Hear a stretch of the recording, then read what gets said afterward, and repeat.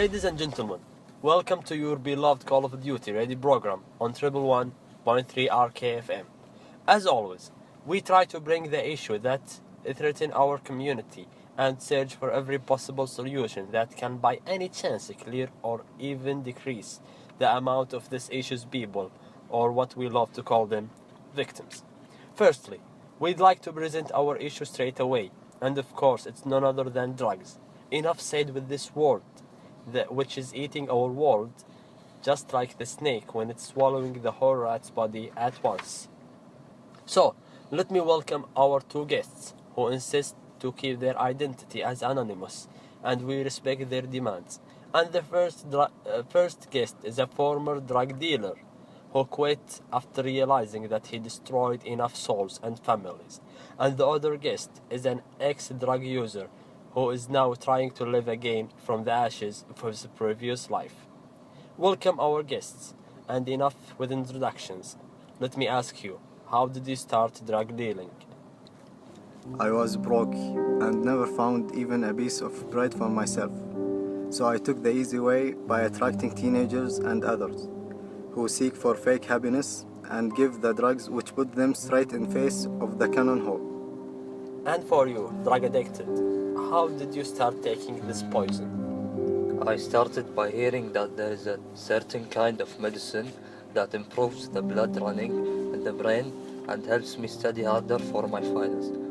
But all of a sudden, I was addicted to the so-called medicine and failed my finals, which led to me losing my degree and my whole life. But how did it start to affect your life massively? I loved it when it gave me a huge boost in my first final exam, but the headache and illusions started to find its way to my head and felt like a prisoner in a world that never exists. But it never led to weird activities. Well, it did.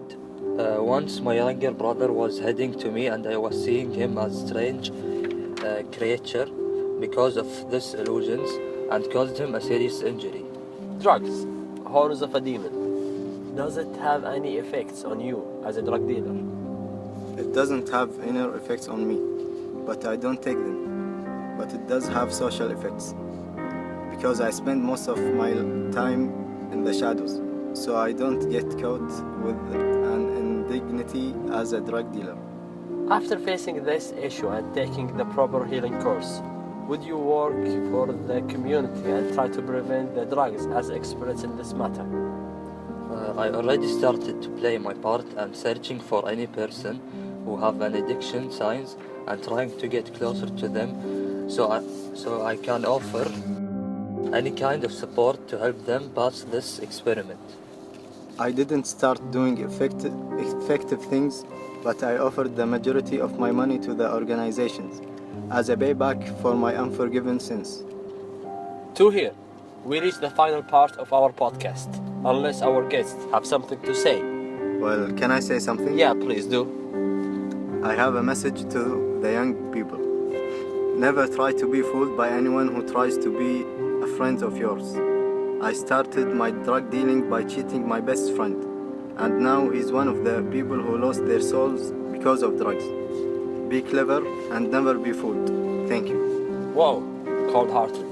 I don't know any better way to sign off other than a pure betrayal to a dear friend. Anyway, a massive thank you to our guests who wanted to share their miseries to help the community, and thanks to everyone who listened to the interview, and hope you found it useful and effective in your inner souls.